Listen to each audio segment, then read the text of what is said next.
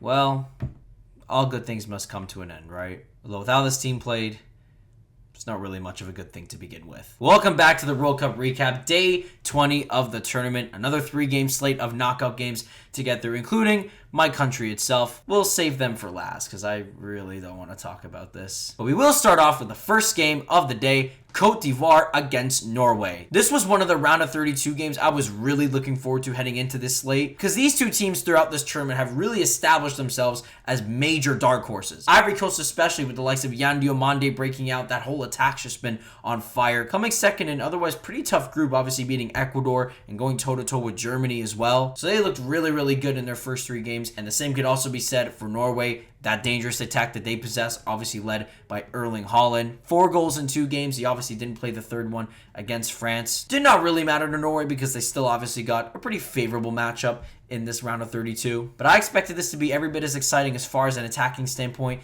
and that's exactly what we got. And what I love also, it wasn't just the main players that you expected. Obviously in the attack, you have Erling Haaland for Norway, Yan Diomande for Ivory Coast. You had a couple other players come up and show their brilliance. In particular, Antonio Nusa, the 21-year-old from RB Leipzig. He had an amazing game in this one. And in particular, that opening goal that he had, my goodness, man. Again, this World Cup, it just keeps delivering with absolute bangers. To me, that kind of looked like a prime, Eden Hazard, Mo Salah kind of goal. Like one of those kind of goals. Just absolutely brilliant from him. I know usually every tournament FIFA puts together like a top 10 goals for a tournament.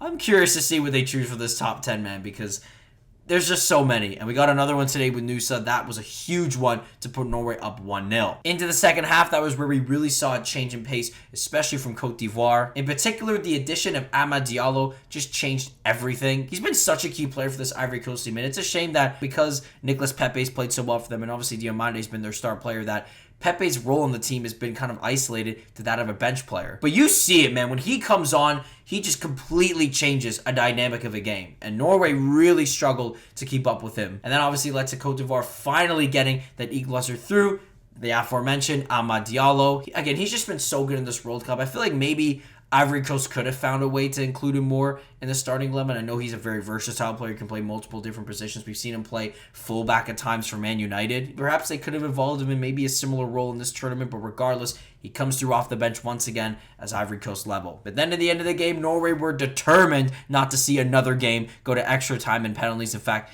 no game today actually got to that point. But this one was easily the closest one. But like I said, Norway, they wanted to put a stop to that, and no one wanted to do that more than the main man himself, Erling Haaland. The meme of him appearing out of nowhere to score a scrawny tap and to lead his team to victory is exactly what happened today. 4 minutes left in the game, Erling Haaland pops up, gets his 5th goal of the tournament, and that would be enough to send Norway through, rowing to the last 16. I think we all expected Erling Haaland to have some kind of a role, obviously, for this Norway team in this World Cup, but 5 goals in 3 games. I mean, if you look at his goal scoring rate for Norway, though, can you really be surprised? He's just insane, man. Like, no matter what, he is going to get his chance. Even in the first half where he barely had a sniff in the game, he's just always able to be engaged. That's usually a rare trait in strikers. Usually strikers, if they don't get the ball early in the game, if they don't get something going early in a game or in the first half, they tend to just switch off completely.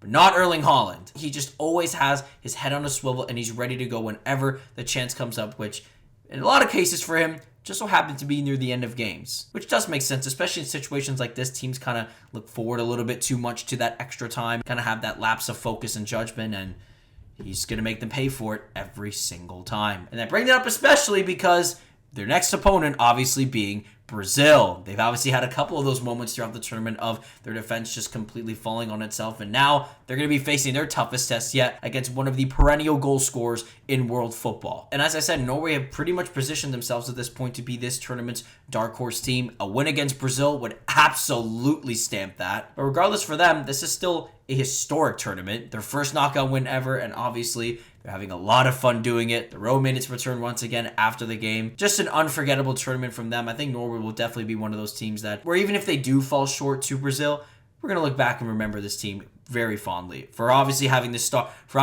star man in Erling Haaland in his first World Cup doing what he did.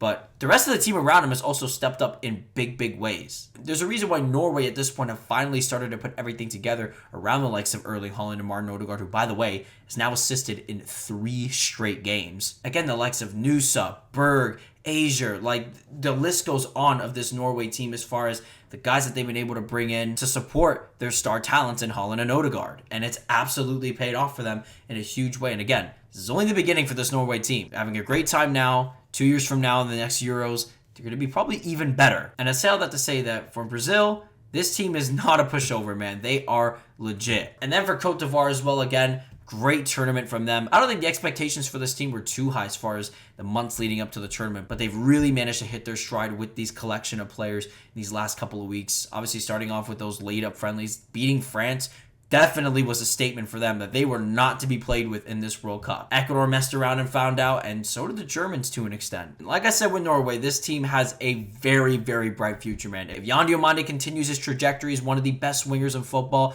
and again, building a great team around him, they are going to be one of the top players coming out of Africa as far as their competitions as well as the next couple of World Cups. But again, great matchup from two teams that have really turned heads in this World Cup. But Norway, in the end, they have that star power, and it shined through when it mattered most. Now on to the second game of the day, an all-European matchup between France and Sweden. France obviously coming off a perfect group stage, going 3 wins from 3, scoring 10 goals in total. And while Sweden has also showcased their goal-scoring prowess in the group stage, they've also shown themselves to be very vulnerable. And with that, France knew exactly where to get them. Bradley Barcola returned to the starting lineup alongside, obviously, the big three of Mbappe, Dembele, and Elise. And those four were just absolutely running rings around Sweden, man. Again, I know that Sweden's defense is just not good at all, but man, those guys were just absolutely toying with them. Elise attempting bicycle kicks, and Mbappe as well. If it wasn't for the post, France would have been up 4-5-0 after the first half. Genuinely, they were going that insane. Mbappe obviously had a couple of opportunities. One he was pretty close with, but obviously offside. And even the one where he hit the post, that's one where you're Kylian Mbappe, you probably would finish that. But as I said, in the end, Mbappe would get his moment. That play from the corner of those three is just insane, man. The way they all move in spaces without the ball, just freeing up Mbappe, getting him that one-on-one matchup on his favorite left side. He does his signature, cut to the outside, side netting finish. Easy as you like, 1-0 France. And again from there, Sweden just were never really able to recover, as Michael Elise on 2 occasions playing the absolute perfect ball. First one of Bradley Barcola showing off his finishing prowess to put France up 2-0, and then giving Kylian Mbappe a second goal once again, finding him on the left. Mbappe this time making the perfect run in between the Swedish defense, slots it inside netting once again to make it 3-0. With that goal as well, Mbappe ties Lionel Messi at the top of the goal-scoring charts for this World Cup and sits 1 behind him in the all-time World Cup goal-scoring charts as well. Those two, man, at this point, just bring on the trilogy, man. We have to see it. Mbappe, Messi, it's already set in stone. Those two are going to be going at it, to obviously for their countries, but also to make history themselves. And this France team in general is already making history, man. 13 goals in their first 4 games of the tournament. They've scored more knockout goals than pretty much any of the top nations over the last 3 World Cups now. And Mbappe himself now has 10 knockout goals. What? He's just ridiculous, man. Like, he's going to go down as possibly the best World Cup player of all time. Probably would need another World Cup to get there. Obviously, Pele's got the most with 3, Messi with his success as well, but this guy, man, when it comes to this World Cup stage, there's no player like him, man. There really isn't. He just absolutely gets it, man. And I said before this tournament, even with all of the outside noise, his obviously end to the season with Madrid not really being there, even in the friendlies for France, he took some time off as well. There was some worry about Kylian Mbappe heading into this tournament, but once again, this guy proves it time and time again. He shuts that all down. He silences all the critics. And once again, he has now positioned himself and France as potentially the team to beat at this World Cup. They've just been so dominant, man. These 4 games not really had too much trouble. The only troubling part sometimes, and you saw it a little bit in this first half today, even back to the Senegal game, is there are points where they are able to get chances, but they're just not able to finish them. But if, again, time and time again, they're just applying that pressure, constantly putting pressure on defenses, they're going to strike eventually, man. Mbappe's one of the best finishers in the world. Elise may still be lacking on the finishing part, but man, his passing has just been absolutely insane in this tournament. He might break a World Cup record for assists as well. He's that good. Dembele as well, he had another assist today. He's now had a goal or assist in the last 3 games. Obviously, he had the hat-trick as well against Norway. He is really stepping up for them in this World Cup. Bradley Barcola as well, he might be the answer at that left wing spot for France. The way he moves off the ball and obviously the pace that he has, it puts so much pressure on defenses, and it's just a perfect addition to have. Because compared to Doué and Cherki, those guys obviously demand a lot more of the ball, and they're not as threatening when it comes to, obviously, making those runs in behind. And for Cherki's sake, you don't really need another playmaker on the team. You've already got a guy like Michael Olise taking care of all of that and more. And again, all those guys, the way they move off each other, the way they play off each other and off the ball, it's tantalizing. I'm watching this and I'm thinking, we got to see these guys on the same team at club, man. As spoiled as it is to say, I don't want to wait every 2 to 4 years to really see these guys in action in these big games, in these big tournaments, because it's so great, man. If I'm Florentino Perez watching that game, I am throwing the checkbook out there for a guy like Michael Olise to pair him alongside Kylian Mbappe, because this French team has shown the blueprint of how to put a great team around Kylian Mbappe. Mind you, though, this French team is a freaking super team at the end of the day. I mean, you got Ousmane Dembele, a Ballon d'Or winner, Michael Olise as well. And the rest of the team, obviously, very balanced as well. The midfield, Tchouaméni came in today. Rabiot's still having a great tournament. Defensively, I still want to kind of pump the brakes on them a little bit because, again, from that aspect, they haven't really been tested on that side. The attacking side, I think they're just unbeatable. I don't see any defense in the world that can stop that. But in the back line, we'll see. But even with that, I'm still ready to just hail this team as the best team in the tournament and the team to beat after this performance. Just sensational with them again. They take on Paraguay next week. Curious to see what Paraguay's game plan will be for stopping this French attack, because they're not the Germans, I'll tell you that much. But yeah, France absolutely running right now. Easily the most entertaining team to watch in this tournament. If there's one team that you got to watch in this tournament, just must-see TV, it's this French team, man. Just unbelievable, man. All these guys playing with so much confidence. Again, it's the way that they play. Just tantalizing stuff. All right, now on to the last game of the day. Mexico against Ecuador. Let's just get it out the way. Our World Cup is over. Simple as that. No excuses, no analytically, we coulda, shoulda, woulda, coulda, whatever. We got flat out done out by Mexico today. Simple as that. Yeah.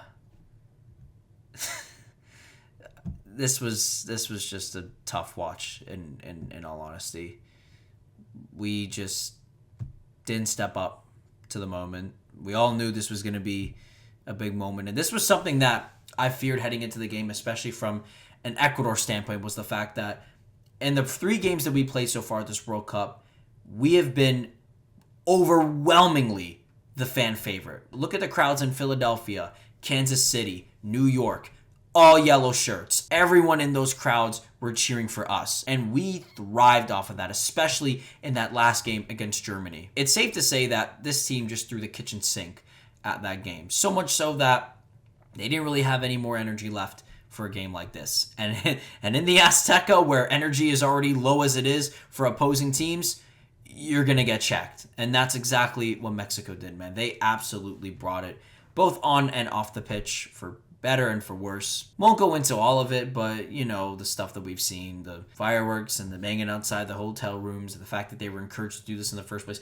Regardless, right? This team came into this game for the first time as not the fan favorite. In fact, they went from one end of the spectrum to the complete other end, where now 80,000 people screaming, whistling, and booing them every time they touch the ball. And from there, I was worried that how we were going to handle things, especially early in the game. We had to get off to a great start in order to alleviate some of that pressure and take some of the crowd out of it. But yeah, no. On the other end, Mexico, they absolutely came in.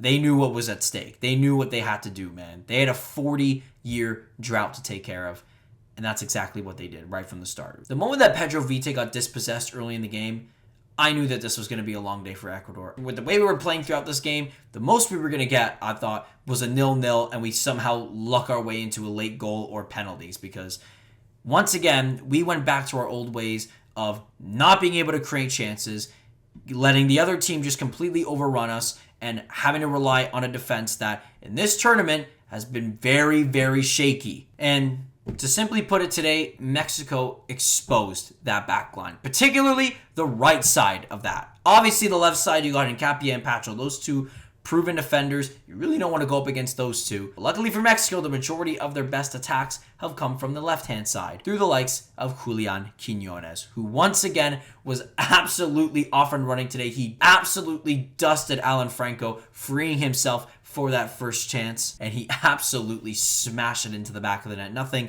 Bacho or Galindas could have done about that. Those guys, obviously, they tried their best, tried to get back, but Quiñones, man, so much pace. We've seen him do that throughout this tournament, and he did it once again today. Mexico took the 1-0 lead early on. And again, after going down 1-0, it's a little bit worried, but again, coming off the Germany game where we were able to come back from that, I thought, if we can get a quick chance, we can get a quick opportunity, we can turn this around quickly. But that's not what happened at all. Mexico just kept going. Jimenez tried to flick one over Pacho. In the end, it falls to Ordóñez, and he just absolutely capitulated. Turned the ball over, slipped while trying to recover. Caicedo and Franco couldn't make a tackle. Quiñones freezing Jimenez. Just like that, it's 2-0, and that's game, man. That was just pretty much game from there. I knew that at that point, Ecuador were not going to be able to come back. We were able to score 2, obviously, against Germany, but I didn't think we'd be able to score 2 again, let alone 3. So, yeah, from there, we just completely lost all grip of the game. And as much as we were trying to get back at things and trying to restore some kind of order, it was wraps from there, man. It was absolutely wraps. And Mexico, they did their thing. They obviously came into this riding very, very high. 3 group wins, no goals conceded. They've obviously kept up that record after today. We couldn't get anything going. Yeboah was the only one that was really threatening, especially in the early part of that game. He had that big chance early on. That nutmeg was so sweet,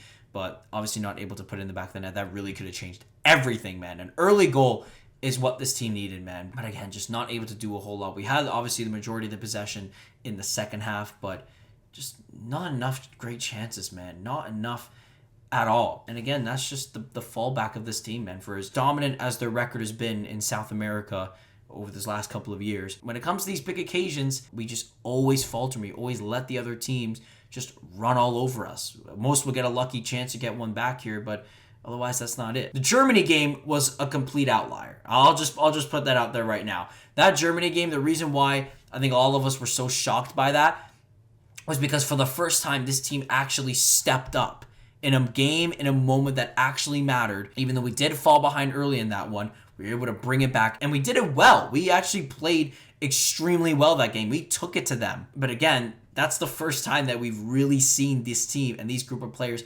actually do that. For the most part, they're just relying on getting one lucky chance, or if not, just play out a 0-0. That's how it is. And with the way we played today, like I said, that was the most we were going to get. Was a 0-0. We go to pens, and whatever happens from there, happens from there. But yeah, once again, we just didn't do enough, man. Defensive mistakes ended up costing us in this one. We lost 2-0. We lost our heads at the end. Cappy obviously getting the red card. And yeah, disappointing end to the tournament from there. First things first, once again, shout out to Mexico. They came in with absolutely the right game plan. They executed it perfectly. Quiñones, I've said it from the beginning, man. This guy has World Cup breakout all over him, and he has done exactly that for this Mexico team. He's been so electric. He was easily the best player on the pitch today, causing so many problems for our defense. Jimenez as well, getting back on the score sheet. He probably could have had more than one goal, to be honest, in this one, but obviously he scored that all-important second goal that really put the game away for the Mexicans. Alvarado as well, he's obviously the one that picked out Quiñones for that first goal. Perfect pass on that one, letting him through on goal. And I want to give another shout-out as well. Gilberto Mora, man, I was not too sure about him, obviously, heading into this tournament. Even heading into this game, it was announced that he was going to get his first start, and I thought, he hasn't been too great. Sure, he's shown a couple of flashes, but I don't know if he could be a real impact player. Boy, I was wrong. He was absolutely incredible today. I don't think I've seen a performance like that from a player that young at a World Cup, man. He was absolutely insane, man. My takeaway from this game, I could easily see why this kid is one of the most hyped players in world football, man. Mexico have a future star on their hands. It's not one of those just overhyped things just because he's Mexican, he's young. No, he is the real deal. He was absolutely sensational in this game. He made our midfielders and defenders look stupid for a lot of this game. Again, 17 years old, man. This kid's born in 2008. It's just absolutely insane, man. Mexico, you got a great future in your hands with that kid, man. He is absolutely incredible. Unlucky that he wasn't able to score. He obviously had that great chance in the first half. All he had to do was just tap it in. He was onside as well. But yeah, defensively as well, still without a goal conceded. Raul Rangel making a pretty good case for himself, man. And if Mexico make a deep run, might want to Golden Glove that guy. 4 clean sheets so far in this tournament. Spot on stuff from him once again. And honestly, if I'm England or DR Congo, I'm turning my head to this Mexico team, man. Not just because of the way they're playing, but the environment around this team. It's never been in a better place. And that credit obviously goes to Javier Aguirre. He's been a revelation, man. This is his 3rd spell with the Mexican national team. His first 2 spells ended pretty poorly. His first one, he lost to the U.S. 2-0 at the 2002 World Cup. And his second one, he fell in the round of 16 to Argentina at the 2010 World Cup. And he faced a lot of criticism from that time there. But his 3rd stint, he came into this Mexican team when they were possibly at the worst state that they've been in for years. The team was unraveling. There was no great talents coming out. It was just an absolute mess. Since he's come in, he's completely turned the program around. Last year, they won the Nations League and the Gold Cup, and this year, he's given them their first knockout win since 1986 at their home World Cup. The whole country is rallying around this team, and you felt it today, man. The noise from the Azteca, it's insane, man. Beating this team at this stadium with those fans backing them, with how they're playing right now, it would have to take, like, genuine perfection. This is a team that has only lost twice in their entire history at the Estadio Azteca. And it's all down to the atmosphere, both figuratively and literally. This stadium sits 2,200 meters above sea level, or for Americans, over 7,000 feet. It is the definition of a fortress, man. It is insane. And again, for Ecuador, they needed to play absolutely out of their minds, just like they did in the Germany game, and they just didn't have anything left. Simple as that. Once again, the performance was just not good. Ender Valencia, why did he still start today? This guy's giving you nothing throughout this tournament. To everyone's shock, he didn't play well, got subbed off at 60 minutes. Just abysmal, man. Gonzalo Plata, he didn't really bring it today. Nilson Angulo had a couple of moments. I was glad to see him start once again, but just, again, not the same magic that we saw against Germany, especially from a goal-scoring aspect. Yeboah was easily the best player on the pitch today, especially in the first half. Caicedo and Vite, they got outplayed. Simple as that. They got outplayed. Not terrible performances from them, but they got outplayed by a 17-year-old. So, need I say any more? Alan Franco, I don't know, man. We played a midfielder at right back, and it cost us, man. He was in absolute no man's land on that Quinones goal. Absolute no man's land on that one. Ordonez as well. I've been singing this guy's praises. I've been saying this guy's a great defender, this, that, the third. But yeah, he really let himself down today with that mistake that costed goal number 2. Galindez, I mean, he's been great for us, but I think his time with the national team's running down pretty soon. He's going to be almost 40 years old.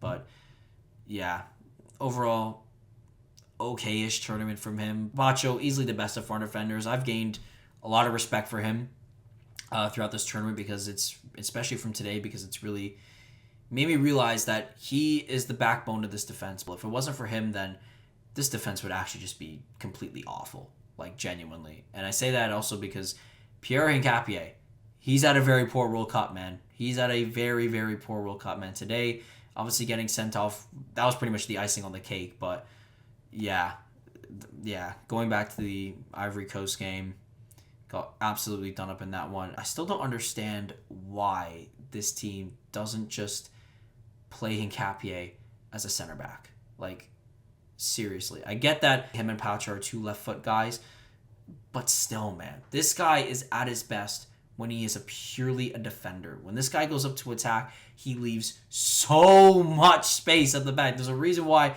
Ivory Coast was able to expose him, even Mexico, to points this game as well. Just completely exposing him on that left-hand side, just nowhere to be found, man. He just cannot play that position to his best ability. He really just can't. And then lastly, Sebastian Becasese.